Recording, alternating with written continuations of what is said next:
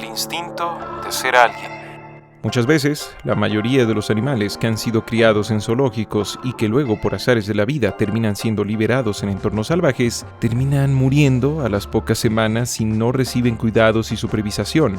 Esto porque la mayoría de las veces los animales criados en zoológicos o en reservas especiales solo pueden sobrevivir dentro de esos lugares. Alguna vez, un colega biólogo me comentó que la palabra instinto es todo un dolor de cabeza para los científicos, porque la gente a menudo la usa para explicar prácticamente todo. Y ya saben lo que dicen, si algo explica absolutamente todo, es porque no sirve para explicar nada. Es decir, cuando vemos a un pajarito ser capaz de volar en sus primeros días de vida, basta con pensar en que eso lo hizo gracias a un instinto, y listo. Toda la explicación cerebral, el conocimiento biológico y ambiental del tema, no existen, porque ni siquiera son necesarios. Simplemente hay una cosa mágica que hace que los pajaritos vuelen a los pocos días de nacidos. Y así, con cualquier cosa. Si un día vemos a un primate usando una herramienta primitiva, es por un instinto. Y si vemos al mismo primate en otra ocasión haciendo lo que hacía antes, pero sin la herramienta primitiva, pues también eso es un instinto. Todo esto de explicar cosas increíblemente complejas como los animales y su comportamiento nos ocurre también al pensar sobre otros animales a los que normalmente no vemos como animales, pero sí lo son. Hablo de nosotros, los seres humanos. Nuestro caso es bastante curioso. Si nos comparamos con las hormigas, las termitas y tal vez un poco con las aves que hacen nidos, técnicamente nuestras ciudades, el cuarto donde estés en este momento, son nuestro hábitat natural. Ya que al igual que estos animales, simplemente estamos construyendo entornos que cumplen con nuestras necesidades de supervivencia. Pero también, al mismo tiempo, sobre estos hábitats podríamos decir que son muy parecidos a un zoológico. Entornos controlados, donde algún administrador, algún gobernante, guía nuestra crianza a través de conceptos, ideas, mecanismos y objetivos. ¿Te ha pasado que alguna vez, después de mudarte o después de subir de puesto en el trabajo, te has sentido encerrado como en una especie de jaula invisible? Y si te dijera que siempre vivimos en algo muy parecido a una jaula, pero que normalmente nos damos cuenta o sentimos esa sensación solo cuando nos mueven a otra jaula, es que si hubieras sido concebido y criado toda tu vida en una sola jaula, ¿cómo podrías saber que eso es una jaula? No tendrías con qué compararlo, sería todo lo que hubieras conocido a lo largo de toda tu vida. Si tú tomas a un joven de 14 años que se está criando entre las élites económicas de Manhattan y lo mandas a otro hábitat, o bueno, dependiendo del punto de vista, a otro zoológico, como las favelas de Brasil, probablemente no podrá adaptarse a ese lugar y no sobrevivirá por razones que, pues sí, pueden llegar a ser bastante obvias. De igual manera, si invertimos los papeles y tomamos a un joven de las favelas y lo enviamos exactamente a ese Manhattan de élites, podríamos creer que a este sí tendría éxito. Sin embargo, aunque le diéramos una buena cantidad de dinero, su desconocimiento sobre los extraños mecanismos sociales del lugar, sobre las redes sociales y sobre el peligroso y salvaje juego del estatus, podría llevarlo de alguna manera u otra al destino de no sobrevivir. Sin embargo, creo que lo más denso del asunto es que ambos jóvenes tendrían una profunda sensación de vacío existencial, pues se preguntarían quién demonios son de verdad, ya que no solo los valores y las ideas con los que los criaron perderían utilidad y validez, sino que sus mismas identidades no podrían existir en ese nuevo hábitat. Serían completamente incompatibles. Así como si fueran un oso panda de zoológico que de repente apareció en una montaña china, que al tener hambre buscaría entre la maleza y los depredadores un cubo de azúcar, como aquellos que le daban después de hacer ejercicio o alguna payasada.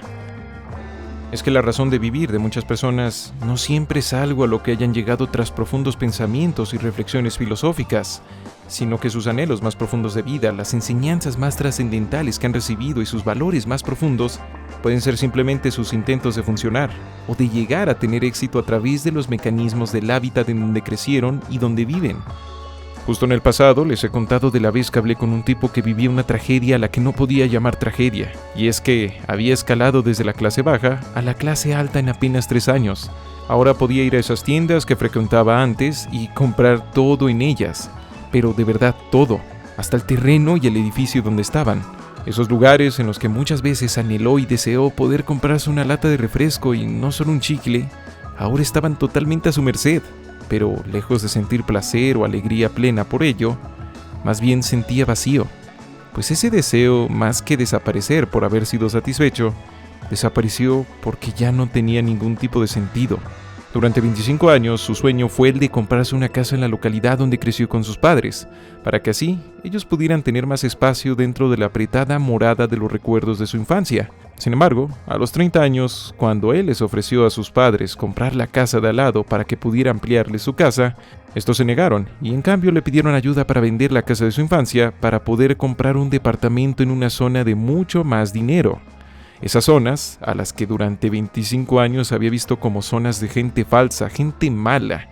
Durante mucho tiempo, él creyó que era humilde y mesurado, pero tras ver cómo gastaba miles de pesos en ropas a las que antes veía como demasiado frívolas o sin sentido por ser demasiado caras, se dio cuenta que, aunque lo intentara, su humildad podría salirle bastante cara, y peor aún, podría terminar siendo tan falsa como el cuero de aquellas chaquetas que antes compraba. Pues si no gastaba e invertía constantemente sus grandes ganancias de dinero, este iba perdiendo su valor gracias a la inflación. Todo lo que le daba sentido a su vida, esas tantas cosas que creía sobre sí mismo, todas esas peleas que creía que iban a durar años y en las que poco a poco iba a emerger para convertirse en un ser humano completo, ya no existían. Ni jamás iban a volver a existir, porque aunque regresara a la pobreza, jamás volvería a ver todo de la misma manera, porque toda su identidad, su vida, su mundo, como dije al principio, eran tan solo el modo en el que intentaba adaptarse y hasta triunfar sobre las exigencias y los mecanismos del hábitat donde fue criado. En resumen, intentaba ser alguien que solo podía existir en un mundo que se había esfumado. Símbolos y conceptos de identidad. En la cultura del viejo oeste, donde no había ley ni orden, la vida giraba en torno al concepto del honor. Simplemente, si eras dueño de ganado y en la cantina recibías insultos, humillaciones y no te defendías de alguna manera, eso era una señal de que robarte el ganado o eliminarte para quedarse con todas tus posesiones sería sencillo. O al menos, eso se creía. Por esto, la violencia en el viejo oeste era un plato muy común, pues se tenía que guardar el honor a toda costa para así poder guardar la propia vida. De este modo, un insulto, una mirada rara, un silencio demasiado pronunciado, una infidelidad, podían ser la razón de una pelea a mano limpia, de un tiroteo, o de una rivalidad entre familias que duraría décadas y que solo se detendría hasta que una de las dos dejara de existir.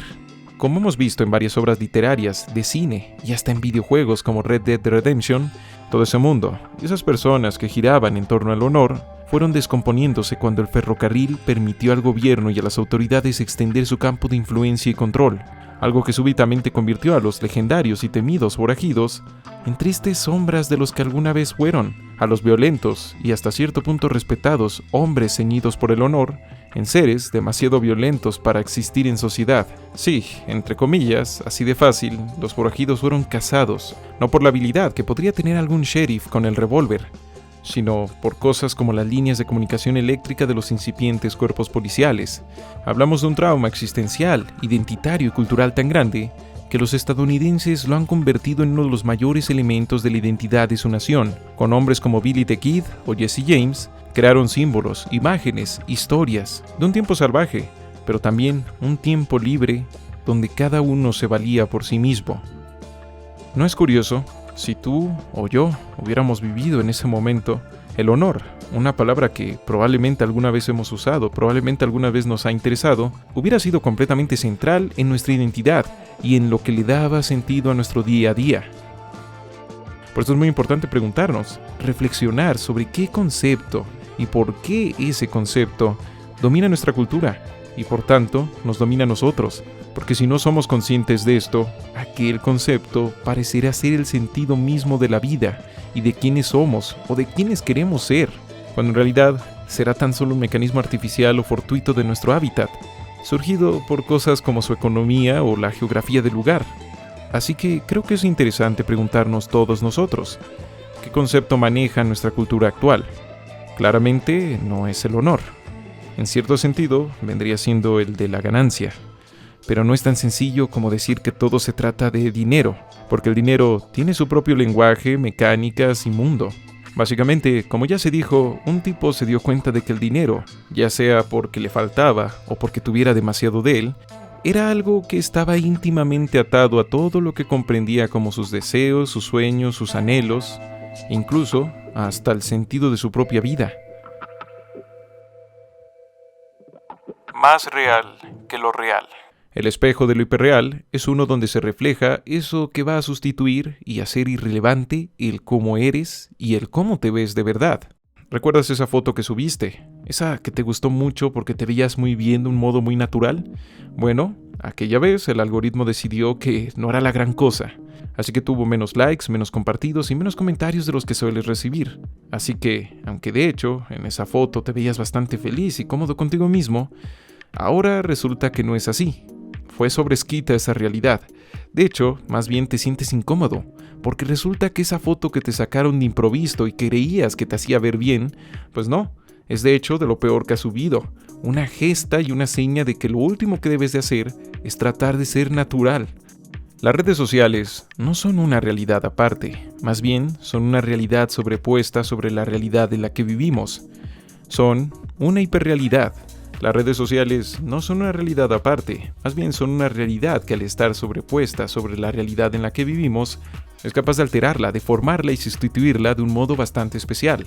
Por ejemplo, ese restaurante mediocre y feo al que nunca le habías dado una oportunidad, puede convertirse en el mejor restaurante y el más adorado, sin importar que siga sirviendo exactamente la misma comida que siempre, tan solo porque un influencer comió en él, pero todo eso que todos los demás odiaban, él lo amaba. Algo bastante parecido pasó en la vida real en México. Durante un tiempo en que se volvió un meme eso de invitar a los tacos callejeros como un acto romántico y muy sofisticado, de modo que gente que venía de una realidad en la que los tacos callejeros eran poco sofisticados, poco interesantes, incluso indeseables, vio sobrescrita esa realidad con que eran populares, trendy, interesantes y eran algo que tenían que comer sí o sí. La realidad física de los tacos no había cambiado, pero la realidad sobrepuesta de las redes sociales sí que lo había hecho. Algo que por menos real, físicamente hablando, que pueda llegar a ser, llegó y alteró esa realidad física, porque ahora estos taqueros vendían mucho más que nunca. Pero bueno, ¿por qué mencionar este proceso? Bueno, es que esto no solo puede pasar con cosas y con lugares, también puede pasar con nuestra identidad. Tú puedes ser una persona muy social, pero si esa sociabilidad no se ve en redes sociales, justo se te podría terminar por considerar como alguien poco social, y la gente a tu alrededor podría repetírtelo constantemente, hasta el punto en el que no solo la gente a tu alrededor termine convencida de ello, también tú. De este modo, lo real, que eras muy social, ha sido sobrescrito con que de hecho no lo eres. O puede pasar que en realidad pues eres bastante poco social, pero tienes una lista de amigos muy grande, porque se dio la casualidad que alguna vez compartiste un buen meme que agradó a muchas personas. De este modo, aunque en la calle y hasta en mensajes privados no eres capaz de expresarte con éxito, no solo la gente, sino tú mismo, puedes terminar creyendo que en realidad sí que eres bastante social. Lo más inquietante de este fenómeno es que, pues, no solo son las redes sociales, también son las películas, son las ficciones, las leyendas urbanas. Siempre hay un constante y cambiante gigantesco volumen de información. Uno que siempre está sobreescribiendo no solo la realidad de las cosas del mundo en que vivimos, sino también está cambiando los significados con los que construimos nuestra identidad, nuestros deseos, nuestros sueños y anhelos. ¿Y saben qué? Parece que aún no hemos visto nada. Ya que, para la gente nacida antes del año 2000, la separación entre comillas, lo real y lo de las redes sociales, el internet y las ficciones, pues aún puede llegar a sentirse bastante clara, pero para aquellas generaciones que tan pronto como comienzan a leer ya tienen creados varios perfiles en redes sociales y comienzan a producir contenidos de todo tipo, ¿dónde va a estar la diferencia? O mejor dicho, ¿tan siquiera habrá diferencia? Reitero, muchas veces nos damos cuenta que vivimos en una especie de jaula porque vemos la jaula de las otras personas. Cuando vemos nacer a otros individuos de otras generaciones y vemos sus grandes diferencias con la nuestra, muchas de las veces lo que deberíamos entender es que no somos diferentes de ellos. Nosotros no somos la gran vara, no somos lo natural, no somos lo normal. Solo somos otra generación más, que tiene su propia visión. Que si vamos y le preguntamos a gente de una generación anterior a la nuestra, nos van a decir lo mismo. Que estamos locos, que somos raros. Así que no lo sé, tal vez alguien tuvo esta misma inquietud en 1950. Sobre si los niños iban a saber diferenciar que lo que veían en la televisión realmente no reflejaba cómo era el mundo de verdad. Y si bien a día de hoy vimos que la cosa no salió apocalípticamente, sí que la televisión terminó por crear su propia realidad, y sí que terminó imponiéndola sobre las creencias y deseos de las personas, tal como el cine ya lo había hecho en el pasado. Sea como sea, nuestra identidad, nuestro yo, no parece ser una burbuja impenetrable que siempre protege nuestra autenticidad y quién somos de verdad, sino más bien una especie de barca que viaja en el mar. Una que a cada rato se le mete el agua y así como se lleva algunas cosas, deja otras más. Así que quién sabe, quizá un día tu canción favorita, esa que pocos conocían, se vuelve ridículamente viral, pero no por la razón que a ti te gustaría, sino por una razón que le cambia completamente el significado. Así que esa canción que durante mucho tiempo representó todos esos años de difícil esfuerzo en la universidad, ahora para la sociedad es una canción que simplemente significa lo absurdo y lo ridículo de una nueva película o de una serie de televisión, o incluso algo todavía más absurdo. Todo puede pasar en esta era de realidades superpuestas e hiperreales. Algo completamente central de tu identidad puede terminar convirtiéndose en el chiste de alguien más. El invento del yo. La individualidad es un concepto que para muchos suena como el valor más universal de la historia humana. Quizá porque durante más de 70 años el cine estadounidense se ha centrado en recalcar aquello como el valor supremo. Schwarzenegger, Chuck Norris, Lorenzo Lamas y otros más nos mostraron el gran poder de los ejércitos de un solo hombre, esos que a menudo derrotaban enemigos clónicos que no tenían identidad y mucho menos individualidad. Todo esto no porque se pusiera de moda en el cine, sino más bien tal vez quizá porque durante el siglo pasado se fue inventando nuestra visión actual de la individualidad. Gracias a la mente maestra del publicista Edward Bernays, sobrino de Sigmund Freud, se resolvió que para lograr que la gente consumiera más y además pudiera ser más controlable, lo mejor era dividirlos hasta el punto mínimo, no en comunidades, no en familias, sino en personas individuales. Algo que además traía el gran beneficio de que se podía vender más que nunca, pues durante décadas la necesidad de demostrar nuestra individualidad se volvió un deseo prácticamente existencial. Eso que para las masas de principios de 1900 hubiera sido una frivolidad exagerada y hasta un horror, para los 80s ya no era solo un modo de vida, era el modo de vida. Casas repletas de muebles extravagantes y llamativos, ropas de colores de formas violentas y exageradas, bronceados tan extremos como las cantidades de laca y gel para lograr peinados irreales. Simplemente era la gran explosión de esta filosofía de que para poder ser tú mismo, tenías que comprar cosas que te lo permitieran y que lo demostraran. Es que, en tan solo 80 años, La modernidad había creado una de las partes fundamentales de su proyecto. había creado una sociedad de personas cuyo cosmos termina en la puerta de su casa, seres presos en la fantasía de que la soledad y la superindividualidad eran el estado natural e instintivo del ser humano, o incluso ni siquiera eran eso, eran el mejor ser humano posible. Sin embargo, apenas una pequeña visita a los registros históricos, o incluso a los recuerdos de la gente mayor, nos muestran que nuestra visión de la individualidad actual es tan artificial como una piedra de fibra de vidrio para que un tigre pueda dar su show en un zoológico. Desde que las ciudades modernas comenzaron a llenarse, las unidades mínimas de la sociedad comenzaron a achicarse más y más. Los pueblos fueron reducidos a barrios. Los barrios fueron reducidos a familias extendidas hasta 20 o 30 personas que vivían juntas, las cuales luego fueron disminuidas hasta el modelo estadounidense de familia nuclear, ese donde padres e hijos vivían en una casa, alejados de todos los demás miembros de su familia. Y luego en estos años estamos viendo cómo la familia nuclear está siendo disminuida a convertirse en parejas sin hijos, y tal vez en el futuro, pues quién sabe, sea reducida a parejas que no viven juntas. El individuo ultraindividualizado no tiene una necesidad de cuidar ningún legado, no posee hijos ni pareja.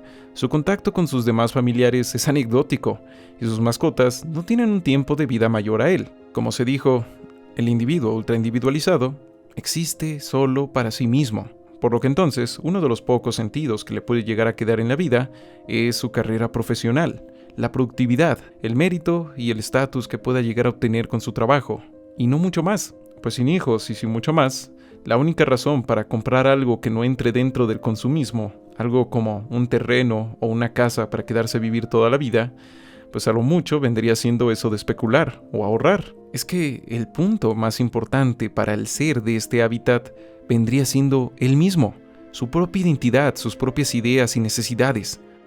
Aquí es importante preguntarnos, ¿es la obsesión de la posmodernidad con la identidad y sus conceptos una causa o una simple consecuencia de esto? sea como sea, Esto nos lleva a lo que Byung-Chul Han llama el enjambre, o a lo que Lipovsky llama el ocaso del deber. Para ambos autores, la sensación del deber para con la sociedad y con el mundo está fragmentada del mismo modo que la sociedad lo está. Así que el deber que muchos sienten ya no es nacional, ya no es cultural, ya no es generacional, es simplemente individual. Por lo que es lógico que entre más atomizadas están las generaciones, lo que más van a hacer por todos esos temas que les preocupan se va a quedar cada vez más y más en lo individual. Comprar cosas en el supermercado porque dicen que ayudan a alguna causa, publicar opiniones en redes sociales y, sobre todo, dejar de hablarle a personas que no apoyan sus ideas y, sobre todo, cualquier tipo de protesta que se pueda hacer desde la intimidad del hogar, sin necesidad de salir más allá, sin necesidad de organizarse, ni de hablar, ni de comprometerse a alguien más. De este modo, lo más importante de eventos mundiales como una guerra, la pobreza, la inseguridad y cualquier otra cosa es como todo eso le afecta a uno mismo, y nada más. Para eso, y por eso, vemos que las ideologías, teorías y movimientos sociales también están en constante fragmentación y achicamiento de los grupos a los que dicen representar, porque lo que muchos buscan de ellos es que los representen casi exclusivamente a ellos, y tal vez, si es necesario, a la gente que se les parece mucho a ellos. Desgraciadamente, esta obsesión enfermiza con la superindividualidad y nuestras propias identidades no han conducido a que, de hecho, sí seamos seres con una identidad más marcada, más clara, más entendible, porque como ya se dijo, toda esta idea de el individuo, como lo entendemos ahora, es tan artificial como irreal. Es un algo que solo ha podido existir en unas condiciones muy específicas, ya que Estados Unidos, el poder más grande del mundo durante el último siglo, se volcó hacia ese proyecto de humano, poniendo todo su músculo cultural en esparcirlo como la verdad más verdadera y necesaria de la humanidad, porque el individuo, tal como lo hemos entendido hasta este momento, es un concepto artificial e irreal, porque la humanidad del pasado, la humanidad de hoy, existen gracias a la colaboración, ya sea altruista o simplemente esa en la que se negocian pérdidas y ganancias a las que muchos le llaman estatus o mercado. Palabras más, palabras menos. Pero, por ejemplo, la bocina en la que ahora escuchas esto no existiría si no fuera por una cada vez más compleja red de intereses y esfuerzos interconectados, que no tienen nada que ver contigo. Minas en Chile, trabajadores en China, diseñadores en Japón, embarcadores y, claro, los vendedores a 15 minutos de tu casa. Todos ellos no son ni la mitad de los esfuerzos que fueron necesarios para que puedas escuchar esto. Una vez un diseñador se propuso crear algo con sus propias manos y de un modo verdaderamente individual, así que viajó a varias minas y varios lugares para extraer él mismo cada recurso que necesitaría. Después de eso, forjó, fundió, diseñó, cableó y bastantes procesos más para que al cabo de 3 largos años al fin hubiera creado una rudimentaria, tosca, pero eso sí, funcional, tostadora. Tras terminar su proyecto, el tipo dejó en claro que si hubiera querido hacer algo como un celular, eso habría sido completamente imposible. El celular que probablemente en este momento tienes en tu bolsillo o en tu mano, es la suma de cientos y cientos de patentes, de un sinfín de procesos para desarrollar, cambiar y alterar todo tipo de materias primas que vienen de todo el mundo. Un sinfín de cosas que si tú, yo o incluso el genio más grande del mundo quisiéramos construir nosotros mismos desde cero, no podríamos, ni siquiera a lo largo de toda nuestra vida. Nada refleja mejor que vivimos en una fantasía de ultraindividualidad que lo poco conscientes que somos de esto. Porque sin lavadoras, cocinas, estufas, servicios de mensajería, internet, concreto armado, transporte motorizado y un largo, pero de verdad muy largo, etcétera, de tecnologías y servicios, no podríamos ser tan independientes, entre comillas, tan nosotros mismos, entre comillas, como supuestamente podemos serlo ahora mismo. Justo una de las tesis de la película Parasite de Bong Joon-ho es que los ricos que viven en una burbuja y los ejércitos de pobres que trabajan en sus casas ultralujo terminan teniendo una relación de parasitismo en la que no está claro quién es el parásito y quién es el huésped. Pues por un lado, los ultrarricos se han tenido que superespecializar tanto en su trabajo para generar dinero que pueden terminar siendo incapaces de cambiar un foco o hasta de cocinarse un simple huevo sin ayuda, lo que los hace dependientes de sus trabajadores. Pero por otro lado, aunque sus trabajadores tienen todas esas habilidades y pueden hacerlo bastante bien, necesitan sí o sí del dinero de sus empleadores para poder vivir sus vidas. Es que todos dependemos de todos. Nadie de verdad no depende de nadie. La mayoría de nosotros no sabemos cazar ni recolectar, las primeras y más importantes tareas que tuvo nuestra especie alguna vez. Ya hay ejércitos de trabajadores en todo el mundo utilizando máquinas de altísima tecnología en extensas superficies de tierra para producir tal vez incluso lo que desayunaste el día de hoy. Al final, lo único que sostiene y para lo que se sostiene este valor tan profundo de la super ultra individualidad es lo que ya decíamos hace rato, el dinero. Sí, nada más, solo dinero. Mientras puedas hacer dinero, puedes pagar para sentirte tan independiente, tan dueño de ti mismo, tan individual, todas esas palabras tan bonitas como tú quieras. Y así, todas esas cosas que durante miles de años hemos resuelto las personas a través de generar lazos, colaboración y negociación, a través de repartirse tareas, compartir conocimientos, cambiarlas, comprarlas, intercambiarlas y mil cosas más relacionadas a, generar lazos o generar una comunidad, pues han sido sustituidas con meros aparatos, aplicaciones y pagos de servicios. Nada más. Viéndolo desde cierto punto de vista retorcido, no es extraño pensar que podría ser considerado no solo funcional, sino también un modelo a seguir para la sociedad. Aunque no seas capaz de cocinar un huevo, expresar tus emociones, de lavar tu propia ropa, de ser capaz de hablar cara a cara con otra persona, de tener ningún tipo de relación social duradera o incluso de tener un objetivo de vida, tan solo porque produces dinero suficiente como para que alguien más se encargue de todo. Sí, incluso hasta de darte un objetivo de vida. Quizá gente de eras pasadas o eras futuras vería o verá como un ejercicio de suprema fantasía, cuasi religiosa y profundamente frívola la obsesión de gran parte de nuestra sociedad. Eso de ser muy auténtico, muy uno mismo, muy original, muy dueños de nosotros mismos. Ese credo en el que tenemos que creer que la sociedad, nuestra familia, nuestros amigos, cualquier persona alrededor de nosotros nos altera, nos corrompe. Que la única manera de ser verdaderamente nosotros mismos es escapar a toda dependencia, toda colaboración, todo compromiso con cualquier otro ser humano, porque solo de esa manera podremos evitar que nos influyan, solo de esa manera podremos ser de verdad nosotros mismos. No sorprende que un montón de nuevas religiones y creencias hablen exactamente de lo mismo. Hablen sobre cómo con tu mera mentalidad y deseos puedes alterar la realidad misma del universo. Así como si los demás seres humanos, además de ti, no existieran. Porque si los demás existieran y esto fuera cierto, ¿qué pasaría si tú y alguien, o algunos más, usaran su mentalidad para querer alterar de un modo diferente una misma cosa, o una misma persona?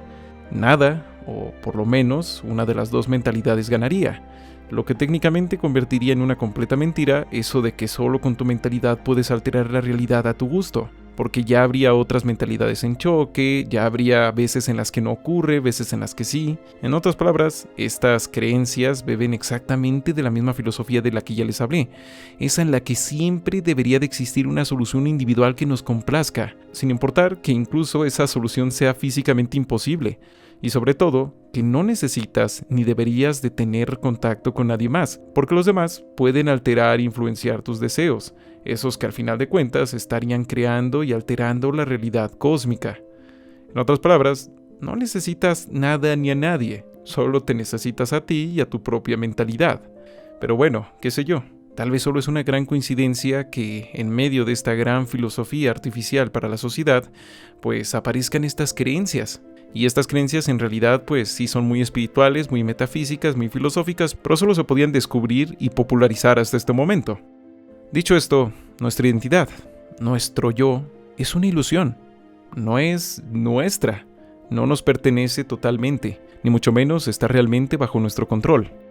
¿Quieres saber quién vas a ser en 10 años? Bueno, te serviría más eso de leer proyectos legales y políticos, las tendencias económicas y geográficas, que ponerte a mirar en el espejo o ponerte a mirar tus redes sociales por horas. Porque muchas de las veces, más que decidir el rumbo de la realidad, nos adaptamos a ella. Hacemos lo que podemos. Claro, nuestras decisiones importan, pero sin una comprensión sobre la otra parte de nuestra identidad, o sea, nuestro hábitat y el tiempo en el que vivimos, simplemente esas decisiones son tan mesuradas, tan entendidas, como las que tiene un roedor en un laberinto en el que prueba cada camino sin saber muy bien si sus elecciones lo van a conducir a una salida o no, sin comprender que somos eso que hacemos con lo que están haciendo de nosotros. Simplemente vamos a seguir metiéndonos en una mentira una tras otra, vamos a terminar metiéndonos en una jaula y rápidamente, después de un rato, vamos a dejar de ver los barrotes y solamente veremos las jaulas de los demás. Básicamente, viviremos en la mentira del yo. Así que, ¿quién eres? O, bueno, también, ¿quién soy yo? Bueno, eres los deseos frustrados que tus padres imprimieron en tu crianza. Eres tu situación económica, la cual definió lo que comiste y lo que pudo ayudar a que fueras más alto, más bajo, tuvieras una piel más brillante o menos tersa. Eres la carga de tu biología y genética, los cuales han y seguirán influyendo profundamente en ti. Desde si eres más propenso a ser impulsivo, hasta si probablemente tendrás alguna alergia o diabetes. Eres lo que surgirá entre el choque entre lo que tú crees de ti, lo que quieres ser y los prejuicios que tiene la sociedad sobre ti o sobre el país, religión, etnia a la que perteneces. Eres un sinfín de elementos chocando y fluyendo a la vez, un maravilloso y aterrador sistema tan vivo como el hábitat en el que vives. Eres, mejor dicho, somos un algo que está ocurriendo más que algo que está. Algo parecido a una obra de teatro que solo existe mientras los actores, la música, la iluminación y la producción mantienen adelante la obra. No eres un ser aparte, ni flotando en el vacío. Eres un algo que no está claro dónde empieza ni dónde termina. Eres único, pero de un modo tan complejo que todavía no terminamos por comprenderlo. Así que cada vez que sientas que no sabes quién eres, tranquilízate, ya que cada día no solo es un día más siendo nosotros mismos, también es otro día más conociéndonos a nosotros mismos. Tú, yo, todos, eres un precioso y extraño fenómeno, muy ridículamente difícil de entender, que solo podrá ser vivido, observado y experimentado una vez.